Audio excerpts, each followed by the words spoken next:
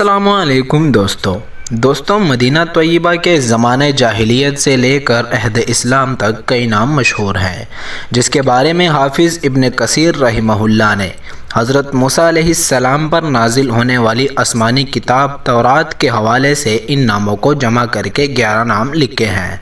Number 1 مدینہ، number 2 طیبہ، number 3 طوبہ، نمبر 4 مسکینہ،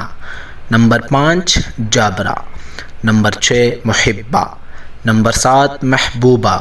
نمبر 8 قاسمہ، نمبر 9 مجبورہ، نمبر 10 ازارا،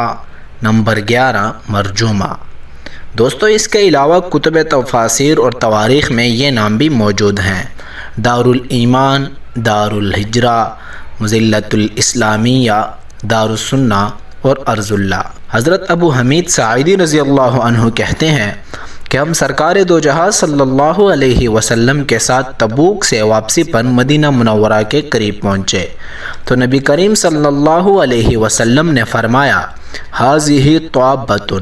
یہ طوبہ ہے۔ حضرت جابر بن سمرہ رضی اللہ عنہ بیان کرتے ہیں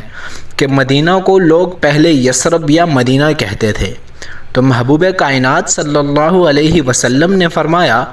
اللہ تعالیٰ نے اس کا نام طیبہ رکھا ہے۔ دوستو یہ وہ جگہ ہے جہاں 1400 سال پہلے حضور صلی اللہ علیہ وسلم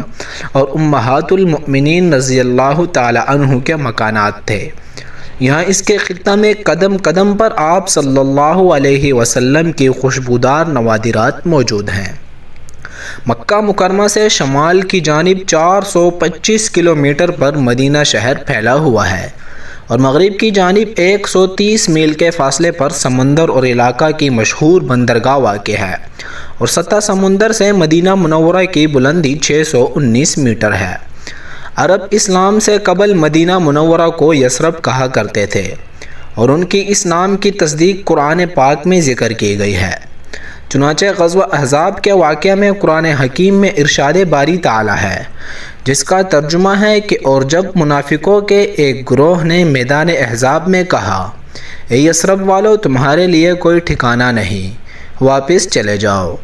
تو معلوم ہوا کہ زمانہ اسلام سے پہلے اور بعد میں یثرب نام رہا ہے، لیکن بعد میں رسول اللہ صلی اللہ علیہ وسلم نے اس نام کو تبدیل کیا اور مدینہ منورہ کے نام سے مشہور ہوا۔